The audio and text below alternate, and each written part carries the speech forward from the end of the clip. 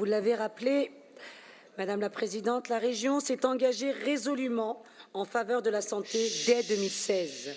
Les chiffres parlent d'eux-mêmes et illustrent tout le travail que nous avons engagé pour apporter des réponses très concrètes afin d'améliorer l'offre de soins et de lutter concrètement contre la désertification médicale.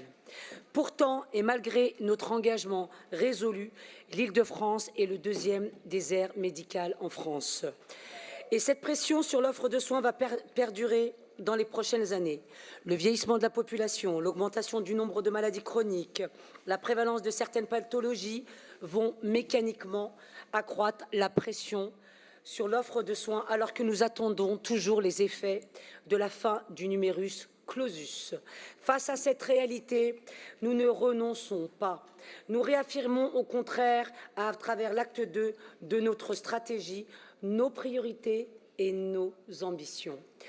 À partir d'un diagnostic territorial et d'une analyse précise de la situation médicale en Île-de-France, réalisée en lien étroit avec l'ORS porté par Ludovic Toro, nous avons construit dans cet acte 2 3 axes prioritaires.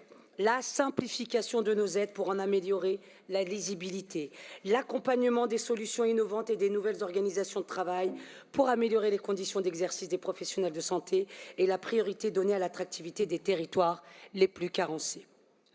Aujourd'hui, nous prenons devant vous 9 engagements. 9 engagements qui nous permettront à nouveau de prendre toute notre part dans l'amélioration de l'offre de soins en Île-de-France. Vous l'avez dit, Madame la Présidente, très concrètement, nous proposons aujourd'hui de nouveaux dispositifs plus efficaces et mieux ciblés.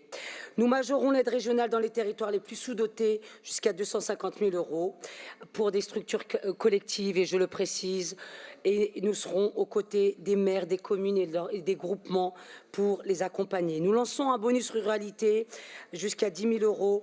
Nous renforçons l'attractivité de ces territoires et inciter les professionnels de santé à s'y installer durablement. Nous accompagnons également l'arrivée des docteurs juniors en Île-de-France. Nous allons aussi prendre un engagement d'un grand plan de sécurisation des cabinets médicaux. Nous renouvelons également aussi le prêt santé initiative pour proposer un prêt à taux zéro jusqu'à 50 000 € pour favoriser l'installation des professionnels de santé. En complément de tous ces dispositifs, mesdames et messieurs les conseillers régionaux, nous posons les bases de nouveaux chantiers ambitieux avec mon collègue Ludovic Toro. D'abord, l'option santé dans les lycées pour mieux faire connaître aux lycéens les études de santé. Et nous lancerons un appel à projet partenarial aux côtés de l'ARS et de l'assurance maladie pour soutenir spécifiquement les offres de santé mobiles, les cabinets secondaires, le recours aux infirmiers en pratique avancée, les centres de santé rattachés à des groupements hospitaliers et toutes les belles initiatives. Voilà, mesdames et messieurs les conseillers régionaux, l'ambition de cet acte 2 de la lutte contre les déserts médicaux. Mais je suis aussi lucide. Nous sommes, Ludovic et moi, très lucides. Nous ne pourrons réussir à notre niveau sans le concours de l'État. Réservons aussi des logements sociaux en priorité pour les soignants, pour leur permettre d'habiter à proximité de leur lieu d'exercice. Revalorisons les professionnels du paramédical qui portent l'hôpital à bout de bras. Travaillons sur l'encadrement des internes dans les hôpitaux. Renforçons le nombre de maîtres des stages universitaires. Donnons-nous enfin les moyens de porter et de former plus de médecins dans les facultés de médecine. Et j'en profite, Madame la Présidente, pour interpeller l'ARS.